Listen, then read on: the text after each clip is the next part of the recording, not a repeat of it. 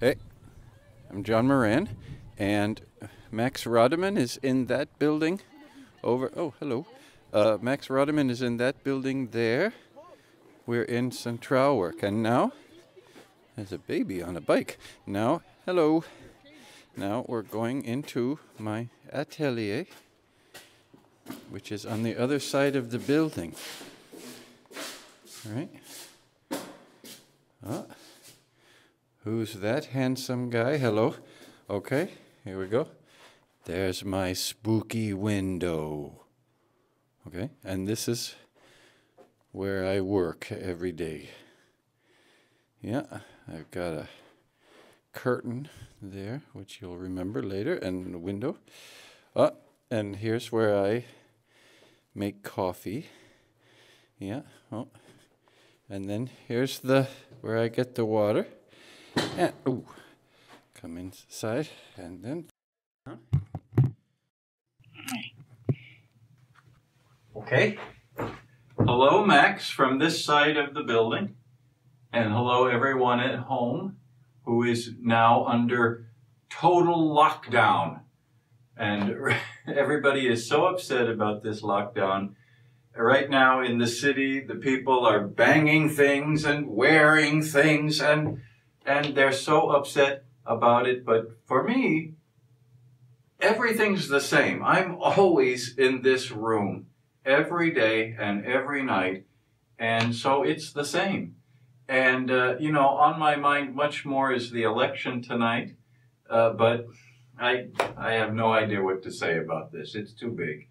I'm just gonna, if it's all right with you, I'll just keep working as I always would be. I'm making an installation project for next year at Hellerau and Schaubühne Lindenfels with Josh and everyone company. And I have a lot to do. I'm planning it, so I'll just get started if you don't mind. I have to make a reference model of my desk and the rug, and then I made the radiator. So that's the basic shape, and the keyboard and my computer and the other stuff, just to check the colors and stuff, how it'll...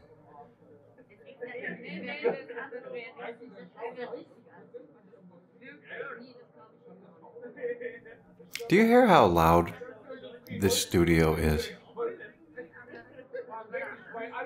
Outside my window right now are the Boot Boys Pieschen, and they are there every single day and every single night doing that. That's actually them a month ago. I recorded them.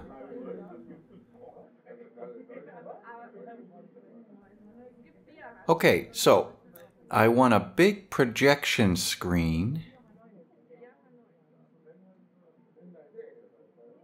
Put it right there. No, right there. Okay, I'm going to project a different model of a window just like mine.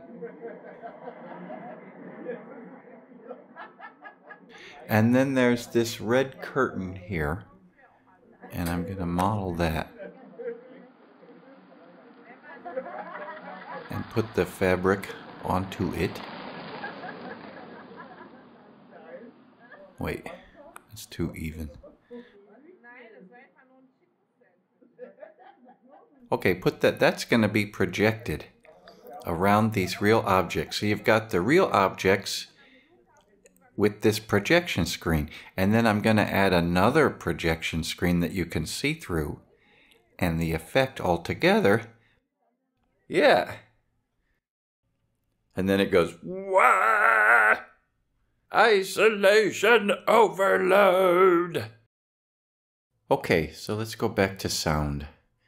I'm working on a sequence where I stand up and walk to the door, so I need some footsteps. I've got 1, 2, 3, 4, 5, 6, 7 footsteps on the carpet. And then little things that aren't really a step. 1, 2, 3, 4. And I can make a pattern. So the sequencer is set up. He stands up and it goes, okay, and then 3 steps and he gets to the door and like that. And then the sound of the chair when he stands up. So all together it goes, and 1, 2, 3. And he unlocks and opens the door. And then outside the door is, and then opens the second door into the hallway. Okay, when he opens the door into the hallway, then you can hear something else.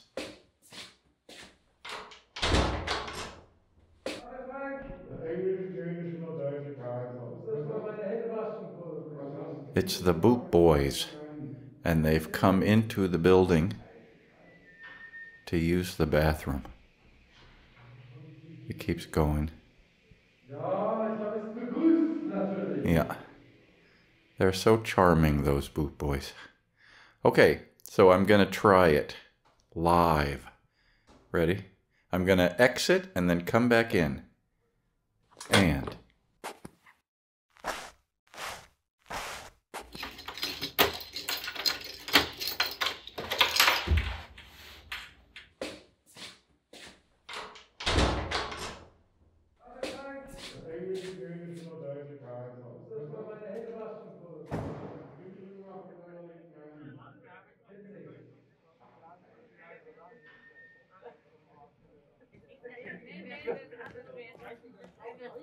I'm coming.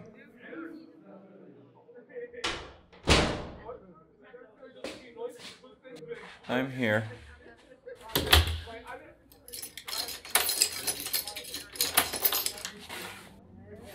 Ugh. Okay.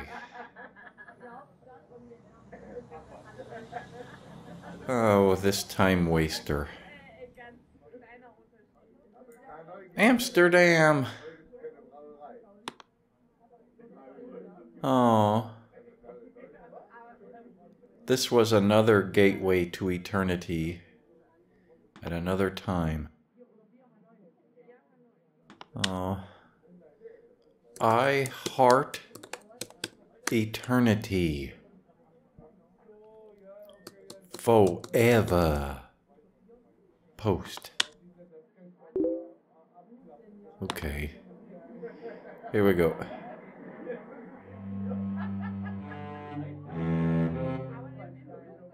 No, the violin. First violin.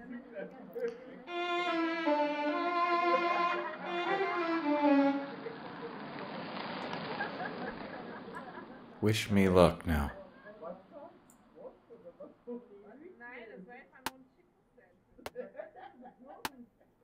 And...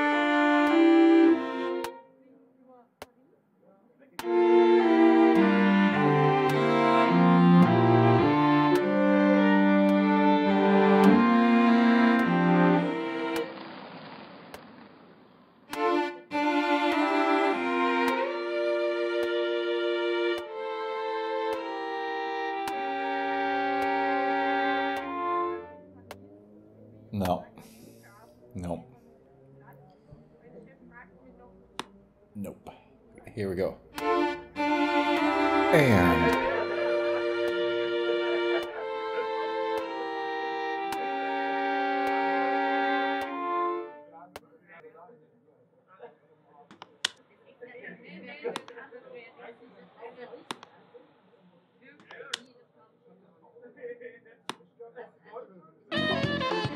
Welcome to Democracy Now!, democracynow.org. We're breaking with convention. I'm Amy Goodman.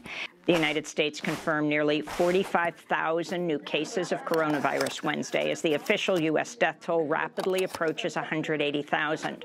Meanwhile, a federal moratorium on evictions expired Monday ahead of September 1st, when rent and mortgage payments come due for 30 million Americans left unemployed during the pandemic. And a study by the Economic Policy Institute finds some 12 million Americans have lost their employer-based health insurance since the start of the pandemic. Vice President Mike Pence headlined the third night of the Republican National Convention Wednesday, formally accepting his party's nomination for a second term. Speaking at Fort McHenry in Baltimore, Pence vowed to install law and order across the country. President Trump and I will always support the right of Americans to peaceful protest. But rioting and looting is not peaceful protest. Tearing down statues is not free speech. And those who do so will be prosecuted to the fullest extent of the law. In Wisconsin, the U.S. Justice Department said Wednesday it will launch an independent investigation into the police shooting of Jacob Blake, whose shooter was identified Wednesday for the first time as Kenosha police officer Rustin Shesky. Shesky, who is white, shot Jacob Blake, an unarmed black father, in the back 7 times as he was getting into his car on Sunday, leaving him paralyzed from the waist down. The shooting has sparked massive protests across the country. Overnight, protesters in Kenosha defied a 9 p.m. curfew and marched for a 4th straight night, while in Minnesota, Governor Tim Walz called out the National Guard to Minneapolis as protesters took to the streets, breaking windows and removing merchandise from downtown stores. Meanwhile, police have arrested the white teenager who opened fire on Black Lives Matter protesters in Kenosha Tuesday, killing 2 people and injuring a 3rd. 17-year-old Kyle Rittenhouse, a self-declared militia member and avid Trump supporter who was spotted front row at one of the president's rallies in January, was apprehended in Antioch, Illinois Wednesday and charged with murder. Eyewitness videos of Rittenhouse's rampage show a shooter with a long gun falling to the ground and shooting into a crowd as protesters attempt to disarm him. Later videos show police then allowed Rittenhouse to leave the scene, even as people attempted to identify him as the shooter. And those are some of the headlines. This is Democracy Now!, democracynow.org. We are breaking with convention. I'm Amy Goodman. It's really bad. Oh, hello. Curtis! oh, that's true. Okay. Here we go.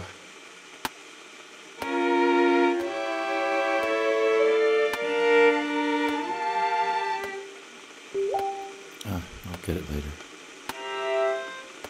And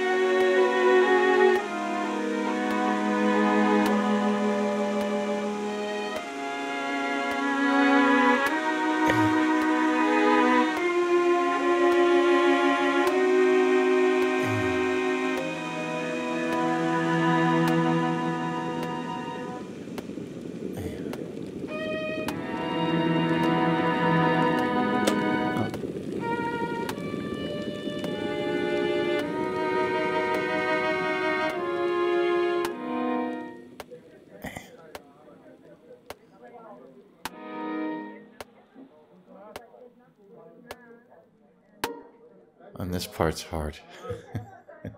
Okay. Hang on.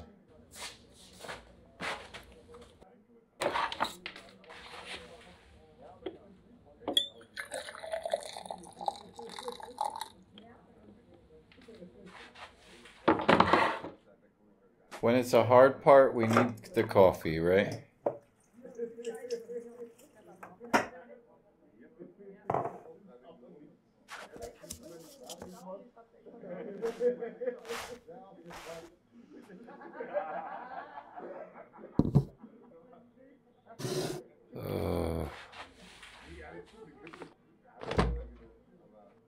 And a smoke.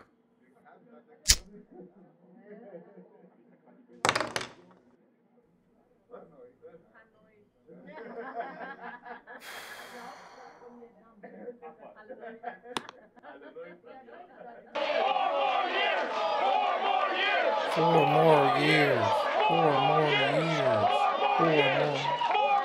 Now, if you want to really drive him crazy, you say 12 more years. 12 more years. That was how Donald Trump kicked off the Republican National Convention from North Carolina last week. This comes as Trump has openly embraced supporters of the far-right conspiracy theory QAnon, describing them as people that love our country.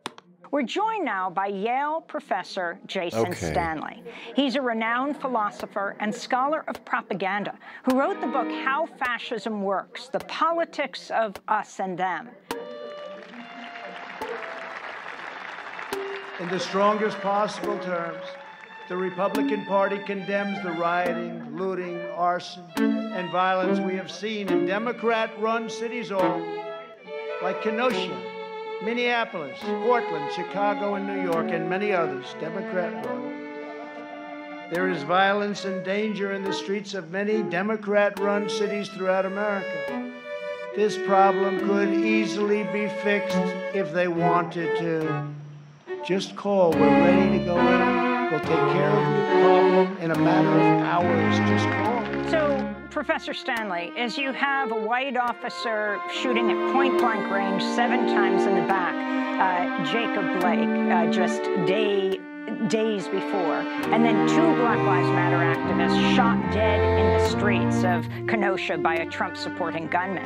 No mention of them, but talking about mob rule in the streets somewhere of cities that are run by Democrats. Okay. Chapter 2 of Hitler's book, Mein Kampf, is called My Study and Struggles in Vienna. And he talks about his time in Vienna, a city, the capital of Austria, filled with foreigners, dirty, disease, all sorts of different languages, filled with immigrants, and then the hated minority group, which for him were Jews. So what we see is a repetition of this tactic, an attack on cities. Kyle Rittenhouse, who murdered 2 people, killed 2 people, he's a radicalized 17-year-old. He's not a violation of law and order because white Trump supporters are law-abiding by their nature. The Trump rally we saw in Portland, shooting paintballs, aggressive against the counter-protesters, that was law-abiding. They were peaceful protesters. Because on this notion of law and order, young black men are in and of themselves violators of law and order. Leftists are protesters against Trump can be doing nothing but rioting and looting. During the Republican convention, speakers used apocalyptic language to describe the dangers of a Biden presidency. This is Charlie Kirk, the founder of the right-wing student group Turning Point. We may not have realized it at the time, but Trump is the bodyguard of Western civilization. Trump was elected to protect our families from the vengeful mob that seeks to destroy our way of life, our neighborhoods, schools, churches, and values. President Trump was elected to defend the American way of life. The American way of life means you follow the law, you work hard, you honor God, you raise your kids with strong values, and you work to create a civil society. The American way of life means you speak your mind without retribution. without being kicked off social media by a self-righteous censor in Silicon Valley. It means you can freely practice your religion, and that church is more essential than a casino. By re-electing Trump, we will ensure that our kids are raised to love our country and respect its founding fathers. Charlie Kirk, the founder of the right-wing student group Turning Point. Professor Stanley, respond to this, and also people raising their eyebrows and saying, oh, come on, Nazi Germany you're comparing this to?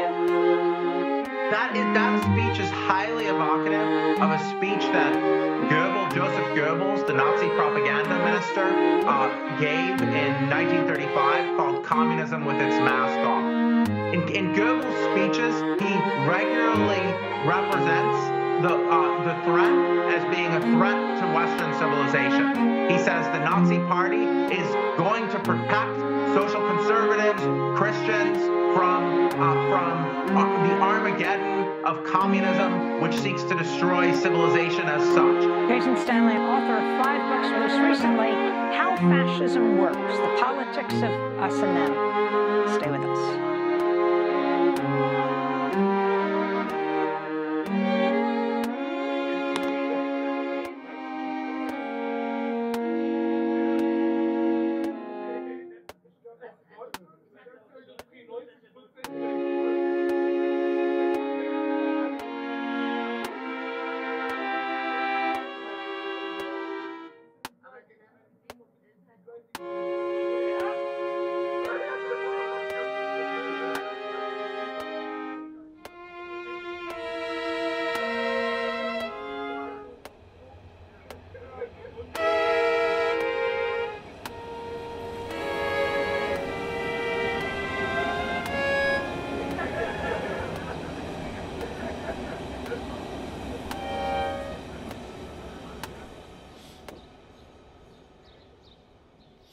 Dankeschön. Max, I'll come in to join you now. Here we go.